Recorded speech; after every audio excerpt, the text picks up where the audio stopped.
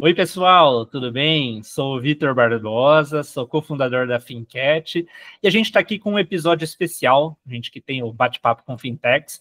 É um episódio especial porque a gente está trazendo um especialista na parte contábil, tributária, para falar de assuntos que estão tangenciando esse universo de fintechs, né? A gente teve recentemente assuntos possíveis tributação ou não, possível taxação ou não de PIX, algumas possibilidades também de quem hoje não tem o CNPJ, de abrir um MEI, abrir um ME. Então, eu estou muito feliz aqui porque é um convidado especialista nesse meio que tenho certeza que pode vir atender boa parte aqui das fintechs e empresas interessadas que nos acompanham, né? E esse convidado é o Rogério Kita, ele que é o sócio fundador da R Kita Contadores Associados. Rogério, primeiramente agradeço aí a participação, a disponibilidade, e queria pedir para você começar se apresentando, falando um pouquinho mais de você, da R Kita. Olá a todos, então agradeço o Vitor e aqui todo o canal pela oportunidade, pelo espaço. Acho que é um prazer enorme também estar aqui com vocês e a gente poder bater esse papo, compartilhar um pouquinho do conhecimento. Muito bom. Então, começando nessa questão de contabilidade, Rogério, que é bem o foco da sua atuação, né? Hoje a gente ainda tem, no Brasil, muitas pessoas que ainda têm dúvida, né? Pô, abro ou não CNPJ? Se sim, como que eu abro? A Receita vai ficar de olho a partir do momento que eu abrir. Queria que você desse um panorama geral disso e quais seriam esses primeiros passos para quem, por exemplo, tem uma startup que está querendo montar negócio, ou mesmo alguém que não esteja nesse meio de tecnologia, mas ainda tem essas dúvidas que a gente sabe que são muito comuns por aí, né? Legal. Eu acho que se a gente olha, né, exatamente o perfil hoje da população brasileira e aquela história que, né, cada vez mais o censo demográfico, a população está envelhecendo e está surgindo realmente uma nova camada ali de profissionais, que são exatamente os empreendedores, né? Então, o governo também está de olho exatamente nesse público, porque a tendência cada vez mais é que hoje o brasileiro ele quer ter o seu próprio negócio, né? Ele quer, né, não ficar dependendo só aquela questão da carteira assinada e tudo mais, mas ele aproveitar exatamente assim dessa própria criatividade, habilidade mesmo, né, de um perfil empreendedor, e os brasileiros então poderem investir e abrir o seu próprio negócio. Então acho que isso é talvez para o cenário aqui 2025, eu acho que é uma perspectiva muito positiva, né? Onde o governo aposta muito, talvez, nesse crescimento também econômico, principalmente, né, para esse público, então, seja um MEI, seja uma limitada, né? Mas acho que são aí públicos que estão em perfeita expansão e que têm grandes oportunidades aqui, né? Principalmente, talvez, nesse mercado também fintech, são excelentes oportunidades que eu vejo que, né, o empreendedor ele pode se adaptar então a esse cenário e atender aí a diversas demandas que o mercado também está exigindo hoje, né?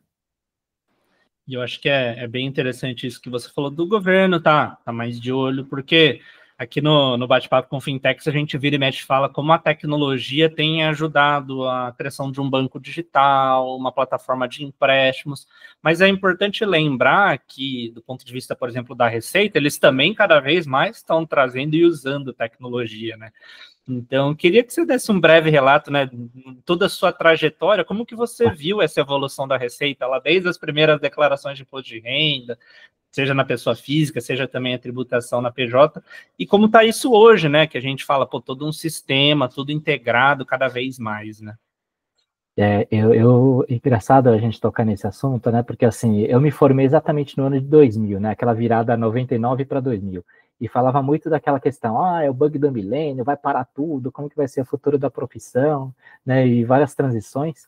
E principalmente na minha profissão contábil, mudou muita coisa, porque assim, a gente teve um avanço, lógico, da questão tecnológica, né? Mas a contabilidade, ela passou também por um processo de internacionalização, né? Então, assim, investidores estrangeiros vindo para o Brasil, expansão comercial, globalização, né? Então, a internacionalização da contabilidade foi uma forma de padronizar muitas informações, como que você, né, atende uma contabilidade no Brasil, mas também uma empresa que está na Europa, na Ásia, né? E a contabilidade é a mesma informação.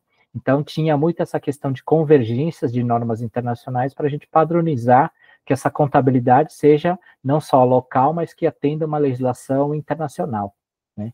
E aí, dentro dessa mudança, com esse boom tecnológico, né? Então, eu brinco que, assim, da data que eu me formei, né, em 2000 para hoje, 2025, né, passaram aí várias mudanças e praticamente tudo que eu vivenciei lá na faculdade, eu preciso reformular tudo, né? Porque os processos mudaram, as formas de apuração, registro da contabilidade, transformou-se muito isso, né?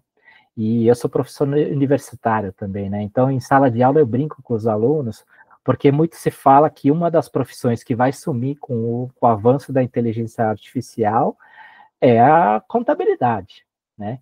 Então, acho que assim, né, são vários dilemas em relação ao uso dessa tecnologia ou conhecimento, né, da inteligência artificial, mas acho que o mais importante que a gente tem que sempre ficar atento é, lógico, não vai sumir uma profissão, né? Mas diversas profissões hoje estão sendo impactadas diretamente pelo uso da tecnologia, né? Então, se esse profissional não conseguir adaptar ou aproveitar o que a tecnologia está trazendo a favor e você, então, colocar isso para as atividades profissionais, esse profissional, infelizmente, está fadado ao fracasso, não vai ter espaço para esse profissional, né? E aí, dentro da contabilidade, principalmente o fisco, né? Então, olhando aí a Receita Federal, os avanços que ela faz, ela está já trabalhando com toda essa questão de tecnologia, cruzamentos de dados, informações. Então, se esse empresário, né, vocês aí, talvez empreendedores, querendo abrir um negócio, ou já tem uma empresa aberta, e como que você, então, tem que acompanhar também todas essas demandas, a gente tem que ficar atento a tudo isso também, né? Usar a tecnologia também a seu favor, seja num processo administrativo, num processo lá de, né, gestão mesmo empresarial, seja de produção ali de conteúdos e atividades, né, que possam ter integrações ali com o uso da tecnologia, que vai facilitar um pouquinho aquele trabalho manual, né? E aí muitas vezes não que você vai então demitir em massa ali, né, funcionários, mas eu acho que talvez então usar melhor essa mão de obra, não para ficar imputando dados, né, digitando lá, né, o que a gente brinca na contabilidade é o catador de milho, né, que ele fica lá batendo ali o dedinho na teclinha do computador. Não é isso, né? Então eu acho que você tem que ter ali uma pessoa que possa fazer uma análise mais crítica de dados, análise de documentos, notas fiscais, usar aquilo que ele aprendeu, seja na faculdade, num curso ali de especialização e tudo mais, e aproveitar, então, uma parte mais consultiva, né, que acho que isso é o que vai valorizar um pouquinho mais aí o trabalho desses profissionais. Eu até brinco, né? Você trouxe essa questão da inteligência artificial, também super concordo com essa parte que muitas pessoas às vezes acham, eu vou perder o emprego. Não, a gente precisa estar paralelo à inteligência artificial. Então, por que eu brinco? Uma delas, das tradicionais da Microsoft, chama Copilot. Se a gente for traduzir, copiloto. Então, no final das contas, é isso. Nós, o profissional, ele continua sendo o piloto, e a gente tem um belo copiloto do nosso lado que pode ajudar muito nessa análise de dados, nesse cruzar de informações. Então, realmente algo muito importante. E aí, entrando nesse mérito de pequenos negócios, montando suas empresas, criando, né, os empreendedores criando seus negócios. E aí vem a questão do Pix, né, que surgiu também como uma tecnologia no meio de pagamento, só que desde o começo muita gente falava, vão tributar, que medo. Acho que o brasileiro tem uma CPMF no subconsciente, né? Tem aquele, entre aspas, trauma, medo. E aí, do começo desse ano, a polêmica se acentuou, porque desde setembro do ano passado já tinha sido lá escrita a normativa da Receita, né, a 2.219, e aí, por desinformações, fake news, boatos, ficou todo um alvoroço, né? E aí, no final das contas, o governo revogou aquela normativa específica, passou novas informações, criou uma medida provisória, equiparando o PIX à vista, né, com o dinheiro. Então, eu queria que você desse um panorama geral de por que tudo isso aconteceu e como que um empreendedor, um empresário, uma startup, ela precisa estar se informando para não cair num cenário caótico como foi que aconteceu, né, alguns dias, algumas semanas atrás. Eu até brinquei, né, na live com o meu pessoal, porque eu falei assim, ó, semana passada, assim, vários clientes que a gente nunca tinha contato tão frequente, todos me ligaram, falaram, Rogério, preciso marcar uma reunião para a gente discutir esse assunto do Pix. Então, assim, foi o assunto da semana, todo mundo estava preocupado, queria discutir, rever as formas de operação. Tinha cliente falando assim, Rogério, então agora não vou mais trabalhar com Pix, eu só vou trabalhar com dinheiro. Eu falei, nossa, mas aí você está voltando séculos para trás, porque assim, ninguém mais anda com dinheiro, né? E por que a Receita, na verdade, tomou esse tipo de atitude, né? Ou ações que estão por trás disso, na verdade, né? Só para a gente trazer aqui um breve história, eu acho que assim, a Receita Federal, ela já fiscaliza, ou pelo menos acompanha, né, transações, então, bancárias, seja cartões de créditos né, as famosas TEDs, de valores de R$ 2.000 para pessoa física e R$ 6.000 para pessoa jurídica, tá? Então, a instrução ali normativa que estava vigente da Receita era, na verdade, subir esse teto, tá? Então, de 2.000 ia para 5 e de 6.000 da jurídica ia para 15, tá?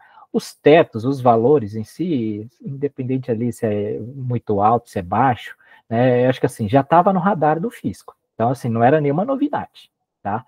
E o que aumentou, vamos falar assim, em termos de processos de fiscalização, é que, além de serem só os bancos tradicionais, essas transações financeiras entraram também cooperativas de créditos, os bancos, né, as fintechs, né, os bancos aí digitais e transações de cartões de crédito, tá?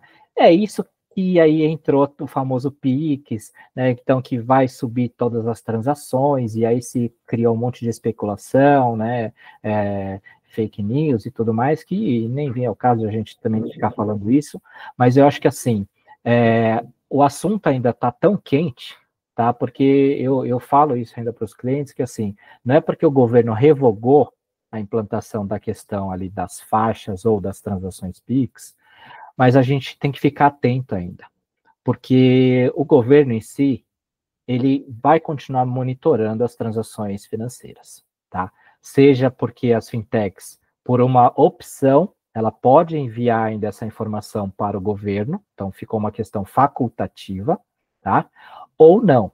Então vamos dizer que as fintechs aí estão ainda enviando, por livre e espontânea vontade, elas enviem essas informações para o governo. O governo vai ter acesso a isso, não que ele vai ter uma fiscalização, mas por trás disso, num banco de dados da Receita, né, talvez vocês já ouviram falar aí o Big Data ali da Receita Federal, ele já está fazendo esses cruzamentos, né? Então, seja numa declaração de imposto de renda, quando hoje já vem aquela questão que a declaração já é pré-preenchida, como que o governo traz essa informação? As empresas já informaram, né? Então, seja cartão de crédito, a própria fonte pagadora, se eu comprei um imóvel, comprei um veículo, né? Todas essas concessionárias, construtoras, né? Já estão informando, então, isso para o governo. Hospitais, planos de saúde, profissionais da área da saúde, tudo isso são informações amarradas ali para a própria Receita Federal, que de alguma forma isso amarra, então, por exemplo, com a declaração do imposto de renda, né?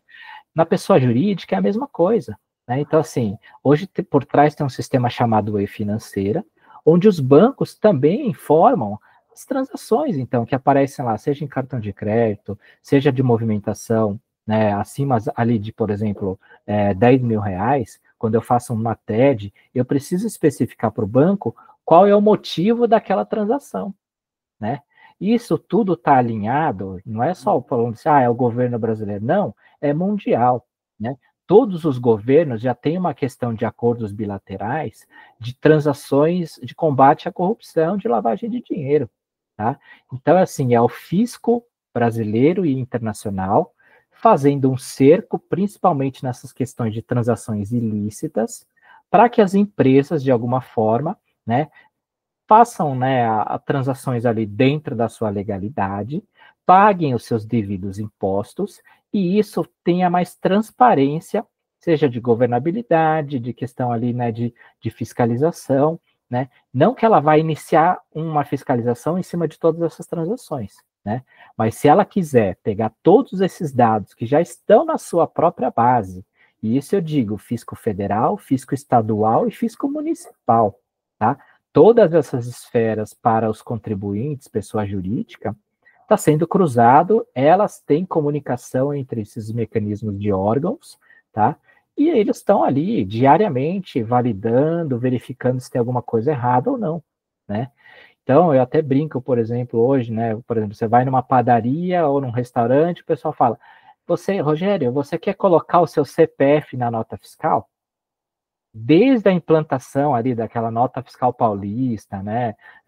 Você incentiva, então, para você ser um sorteio ou ter um valor ali de você receber, já é um mecanismo também do próprio governo fazer esses cruzamentos de dados, né? Então, tudo isso, tá? Não é que, então agora eu não posso fazer mais nada. Independente se você fazer ou não, a pessoa, se você comprou, então, passou num médico, a pessoa colocou ali o teu CPF, você pode até falar assim, não, eu não vou colocar esse recibo no imposto de renda. Mas o profissional da área da saúde vai informar o teu CPF, né? Então, são coisas que já estão amarradas, né? Então, talvez tem coisas assim que não depende nem da sua vontade. Falar, eu não declaro, eu não atinjo o limite, eu sou isento, né? Mas não é porque você é isento que você não está obrigado, ou os seus dados não vão estar circulando lá na base da Receita Federal, né? Então, talvez esse tipo de alerta que a gente tem que fazer e talvez acalmar as pessoas, né? Que, é uma coisa nova que o fisco está fazendo e tudo mais. Não, isso aí já vem há anos, né, sendo administrado e acompanhado pelo governo. Uma verdadeira aula. Como um bom contador e um bom professor, eu acho que vale muito a pena quem está nos acompanhando pegar justamente aqui o link e compartilhar esse tipo de informação. O Rogério acho que foi muito preciso, mostrou de uma maneira bem clara, né? Então, reforçando alguns pontos, né?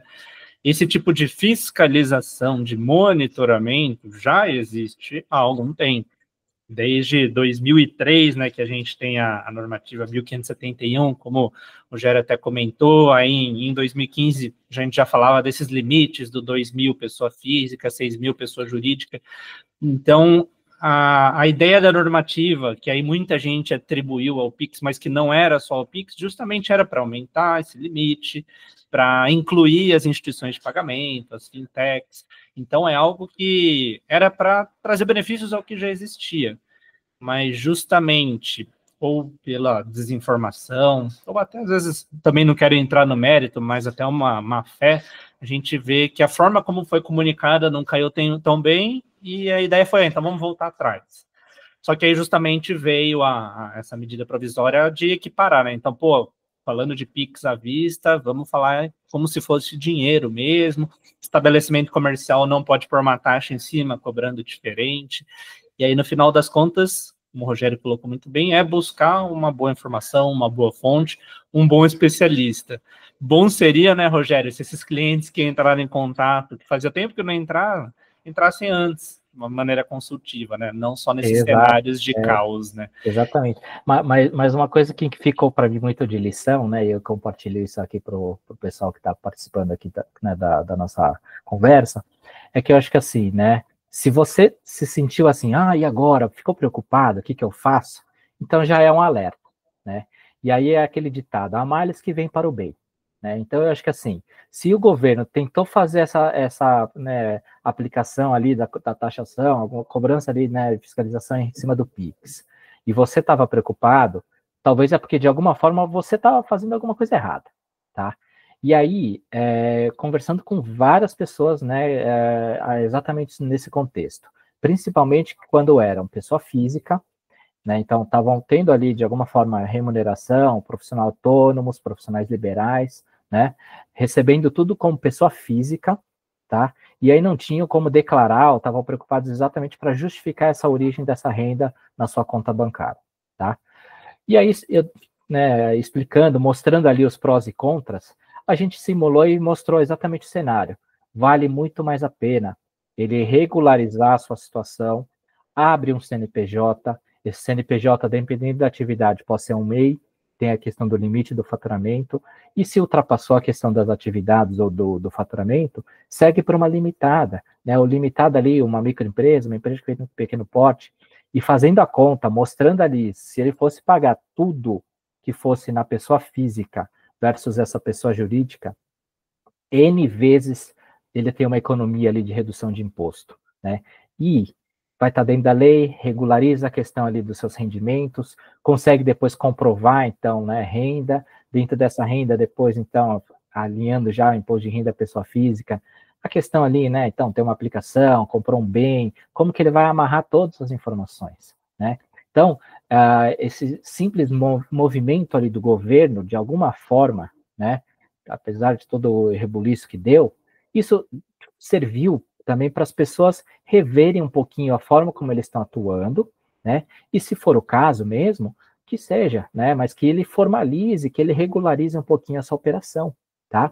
E isso eu falo, seja para quem está empreendendo, está gerando ali alguma oportunidade, algum negócio, e também para quem contrata esse pessoal, né? Porque muitas vezes as empresas estão contratando profissionais tudo de uma forma informal, isso gerando também um risco, um possível passivo trabalhista ali, né? Então, os dois cenários, seja para o empregador, né, e para aquele que recebe ali uma remuneração, está gerando ali uma atividade profissional, isso fica como um alerta para os dois lados poderem se regularizar e terem benefícios em relação a esse novo contexto que o governo, né, de alguma forma, estancou, segurou, mas que pode ser em algum momento, né, com alguma outra forma de atuação ou de verificação, vai estar retomando e vai ficar sob o radar, né? Então a gente também não pode simplesmente falar, agora eu não preciso fazer mais nada, né? Acho que já vale a pena, assim, ver quais os próximos passos, o que eu posso me adiantar ou tentar já ir buscando alternativas.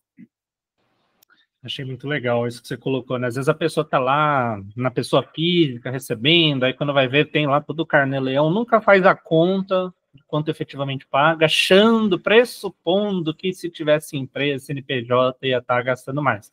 Pelo contrário, né? A gente vê que tem toda uma vantagem, minimiza riscos, então muito importante estar vendo isso, estando bem amparado, por exemplo, de um profissional como o Rogério, né? E já chegando para a parte final, Rogério, você já deu muitas dicas, né? Mas eu queria agora que você desse uma dica final, justamente nesse sentido de pegar esse público, como você disse, né? Que tomou esse grande susto, mas que não é um susto por acaso, em relação a isso do Pix. Também agora na pauta, reforma tributária, novidades, então cada vez mais as pessoas tendo que buscar tanto essa educação financeira, essa educação empreendedora, mas também está amparada de bons profissionais, né? Eu queria que você desse essa dica final. Os contatos do Rogério a gente vai deixar LinkedIn, tudo na descrição do vídeo, mas antes disso, queria justamente que você passasse essa mensagem final. Bom, eu agradeço aí toda a oportunidade de estar aqui com vocês, né, as trocas de informações, e realmente passar ali uma visão geral, assim, para o pessoal, realmente não precisa ficar preocupado, tá? Eu acho que, assim, tudo isso sirva como um alerta para vocês realmente reverem, seja se você está contratando uma mão de obra, né, como que é a forma de contratação, existem mecanismos legais e viáveis, né, para se pagar ali um profissional, um autônomo, como que seja. E o contrário também, para quem estava sendo contratado ou prestando um serviço, seja um freelancer, né, vale a pena, não vale, qual que é o custo disso e tudo mais, busque informações, né, esteja amparado legalmente, porque, né, acho que por mais que você fale assim, é um valor pequeno, não vai pegar nada, tudo mais, né, acho que assim, saia um pouquinho dessa questão da informalidade e pense como oportunidade. E aí, voltando de novo, logo quando a gente começou, eu acho que assim, o Brasil está em fase de expansão e o empreendedorismo está crescendo muito, né? Então, hoje pode ser só talvez um bico, um freelancer, talvez que você está pensando, mas você pode pensar isso como já um negócio. E como negócio, visão de empresário, né? Visão de empreendedor, então muito planejamento, veja a questão dos custos, o que vale a pena, e principalmente aquela historinha, né? O brasileirinho sempre vai querer dar um jeito. Vamos pensar em não querer ficar dando um jeito. Vamos buscar soluções, pensar em como que o governo, né, a economia pode crescer e você pode crescer junto, com muito sucesso, com muita responsabilidade. Excelente, vamos justamente batalhar e buscar soluções e também boas informações. Então, como eu já tinha falado no meio do episódio, no meio de tanta dúvida, incerteza, pega o link aqui desse episódio, compartilha com empreendedores, colegas, amigos, familiares, porque justamente o Rogério deu uma verdadeira aula. Rogério, agradeço toda a contribuição, inclusive já fico de portas abertas aqui, a Finquete fica de portas abertas para trazermos novos conteúdos, né? Porque vira e mexe tem normativas, tem atualizações, tem dúvidas. Então, sempre que tiver algo nesse sentido que tangencia, principalmente essa parte de bancos digitais, mercado financeiro, ou até nesse sentido do próprio Pix, a gente adoraria voltar a bater esse papo com você. Fico inteiramente à disposição, agradeço aí o Vitor, o canal Fintech, e a gente fica aí à disposição. Muito bom, pessoal. Então, com isso, a gente encerra mais um episódio. Como eu disse, contatos, LinkedIn do Rogério vão estar aqui abaixo na descrição. Não esqueça também de deixar o like, se inscrever no canal, compartilhar o vídeo e a gente se vê no próximo Bate-Papo com Fintechs. Um abraço a todos.